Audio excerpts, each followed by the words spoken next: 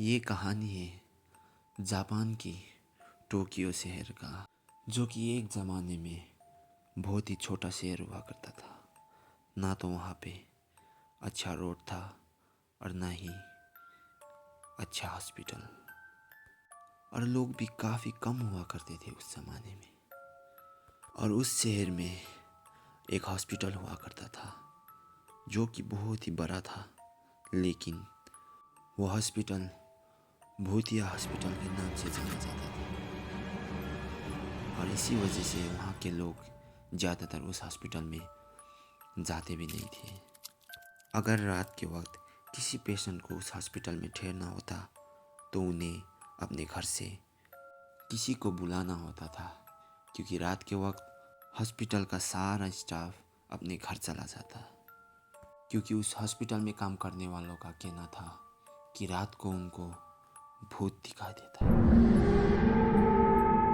और एक दिन उसी हॉस्पिटल के सामने वाले रोड पे एक लड़के का बाइक से एक्सीडेंट हो गया, और उस लड़के को हाथ और पैर में गहरा चोट लगने के कारण उसी हॉस्पिटल में भर्ती किया गया।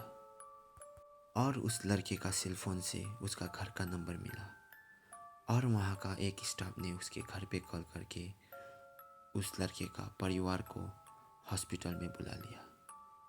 लेकिन लड़के का परिवार काफ़ी दूर होने के कारण उसकी परिवार सिर्फ सुबह को पहुंच पाता, और आज की रात वो लड़का सुनसान हॉस्पिटल में अकेले गुजारने वाला था। लेकिन उस लड़के को इन भूत प्रेत में बिल्कुल भी विश्वास नहीं था, और खुशी खुशी वो लड़का हॉस्पिटल में अकेले बैठने को राजी हो गया। और रात के करीब 10 बजे किसी आवाज़ से उस लड़के का नींद टूटा, और वो आवाज़ उसके बगल वाले कमरे से आ रहा था। और उस लड़के ने उस आवाज़ को ठीक से सुना तो कोई उस बगल वाले कमरे में बात कर रहा था। लेकिन ये बात उस लड़के को अच्छी तरह से पता था कि उस हॉस्पिटल में ना तो कोई वॉकर्स है और ना कोई पेशेंट। अब उस लड़के को थोड़ा डर लग रहा था, लेकिन कुछ देर सोचने के बाद उसने हिम्मत जुटा के उस रूम में देखने का मन बना लिया। लेकिन उस लड़के के पैर पे चोट होने के कारण वो सिर्फ धीरे से चल पा रहा था, और जैसे जैसे वो लड़का अपना कदम उस रूम की तरफ बढ़ा रहा था और वो आवाज़ और बड़ा होते जा रहा था।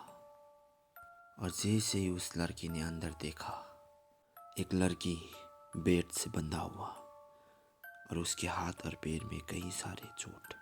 वो लड़की दर्द से चीखता हुआ, और देखते देखते ही उसी लड़के के सामने उन 3 डॉक्टरों ने उस लड़की को जिंदा जला दिया। और उस लड़की का चीखे सुन के उस लड़का का कान फट रहा था, और देखते देखते ही वो आग पूरी रूम पे फैल चुका था।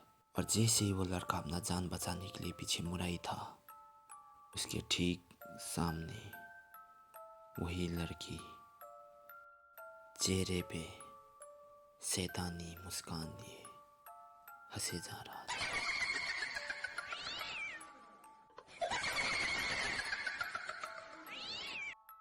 दोस्तों, अगर आपको ये कहानी पसंद आया हो तो मेरे चैनल को सब्सक्राइब और साथ में बेल आइकन दबाना मत भूलिएगा।